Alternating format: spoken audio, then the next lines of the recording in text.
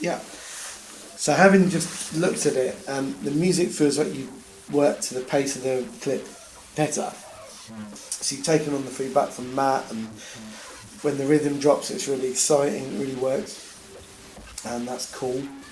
I like the vibe of it. Some of the Foley and sound design stuff's really cool. For me, the one area which is something to maybe think about for the future is the dialogue replacement.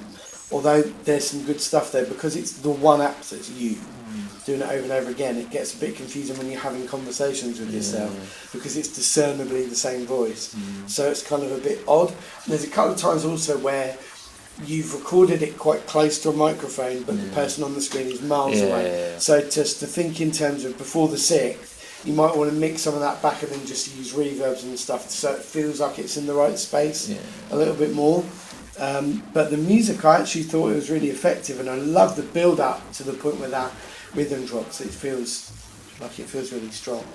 Okay, great. Is there anything like technical? Because obviously the mix isn't very good. Yeah.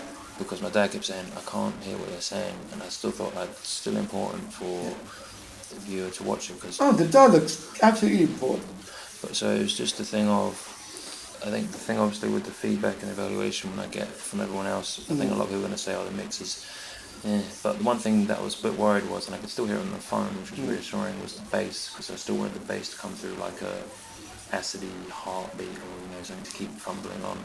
But you'll be able to hopefully hear that in the speakers. Absolutely, you will. I mean, you wouldn't expect to hear a lot of bottom end on a phone speaker, because it just doesn't produce frequencies below, kind of 120 hertz very well at all. But let's hear it in the electric theatre when it screams. The dialogue feels nice and proud now. I think it is the right choice.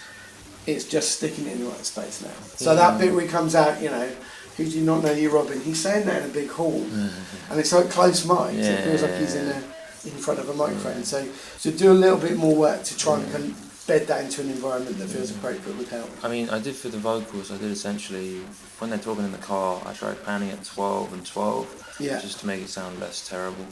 But, it was what it was. But, with the music or with the playing, like, there must be something you go, this was a bit scrappy or a bit, you know what I mean, be honest. No, after the drums drop out and the story moves a little bit and we start to see all those multiple threads, I quite like a little bit more rhythm to hold it together. Okay. So, but something very innocuous, even if it was literally just like a shaker part or type little rhythm motor, just to let you know that we're actually going somewhere. Because that's the only point it felt like it sort of drifted off a little bit, and it becomes quite dialogue heavy. But aside from that, I really like the feel of the music. I think it's got that kind of suspenseful, actiony, quite fun vibe. Okay, thank you.